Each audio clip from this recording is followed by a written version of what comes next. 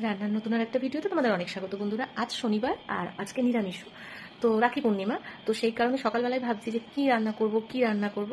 তো একটু স্পেশাল কিছু করতে হয়, সাধারণই, কিন্তু সেটাই আমার কাছে মনে হয় যেন আমার মেয়ে তো ভালো খায়, তাই স্পেশাল। তো চলো কি রান্না করি তোমার সঙ্গে শেয়ার করি। তো বন্ধুরা দেখছো, সকাল সকাল কড়াই বসিয়ে দিয়েছি, তাতে দিয়ে দিলাম সর্ষের তেল বেশ খানিকটা। এরপর দেখো কি দিচ্ছি একে একে, আর কেন দিচ্ছি সেটা বলছি। দুটো তেজপাতা দিয়ে দিয়েছি, আর দিয়েছি সাদা জিরে, আর দেখো সাদা জিরে দিয়ে দিলাম। দিয়ে এইটা ফোড়নটা ভালো ভালো করে ভাজা হতে থাকবে। তারপরে দিয়ে দেবো টমেটো, আর এখানে রয়েছে হচ্ছে আদা, জিরে, কাঁচা লঙ্কা, হলুদ আর কাশ্মীরি লঙ্কার গুঁড়ো দিয়ে এর মধ্যে দিয়ে দেবো। দিয়ে এটাকে কষাতে থাকবো। তো নিশ্চয়ই কষাচ্ছি আর কি, মশলাটা কিছুটা রান্না করব বলে। তো কি রান্না করব আজকে, সকালবেলার জন্যে কিছু করব। এর মধ্যে নুন মিষ্টি তো দিয়ে দিতেই হবে। তো সকালবেলা আজকে রাখি পূর্ণিমার দিন যেহেতু, তাই একটু ভাবলাম মেয়ের পছন্দের টিফিন বানিয়ে দিই। তো ও ভালোবাসে ঘুগনি খেতে, তো নিরামিষ ঘুগনিটা কিন্তু বেশ ভালো লাগে।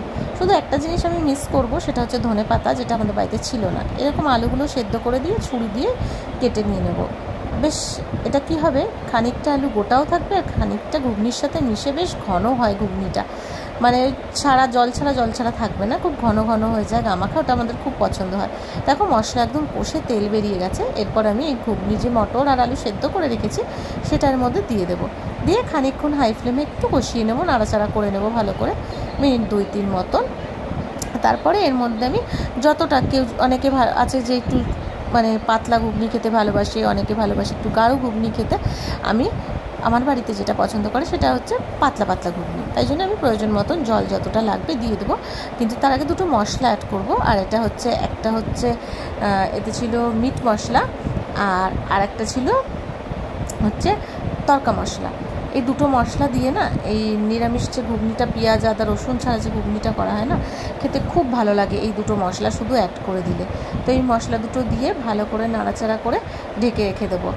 আর মেয়ে বলেছিল আজকে, মা একটুখানি যে ঘুগনি কিন্তু বেশি লাল লাল করবে না, বেশ ওই যে রাস্তায় বেরোলে যে গাড়ি করে নিয়ে যায় না একটু হলদে হলদে ঘুগনি, সেই রকম হলদে ঘুগনি করতে বলেছিল। তো সেই কারণেই লঙ্কার গুঁড়ো কম দিয়ে এরকম একটা হলদে ঘুগনি বানিয়ে নিয়েছিলাম। আর আমি সবসময় আটা দিয়েই লুচি পরোটা সবগুলো বেশিরভাগই করি। বাড়িতে শুধু লোক আসলে ময়দা ব্যবহার করি, কারণ অনেকেই আছে যে ময়দা খেতে মানে আর কি পছন্দ করে, আটাটা খেতে ভালোবাসে না পরোটা লুচির সময়। তো আমরা কিন্তু ঘরে খুব ভালো খাই, কারণ এর মধ্যে একটুখানি দই দিয়ে, চিনি দিয়ে, মানে সাদা তেল দিয়ে মাখলে কিন্তু খুব ভালো পরোটা হয়। দেখো গরম গরম পরোটা ছেঁকে ফেলেছি, আর তার সাথে নিয়ে নিলাম কাঁচা লঙ্কা। আর পরোটা খুব বেশি তেল দিয়ে কিন্তু আমি ছেঁকিনি, অল্প করে তেল দিয়ে ছেঁকেছি। আর ঘুগনি আর দুটো মিষ্টি, ব্যাস আজকের খাওয়া কমপ্লিট।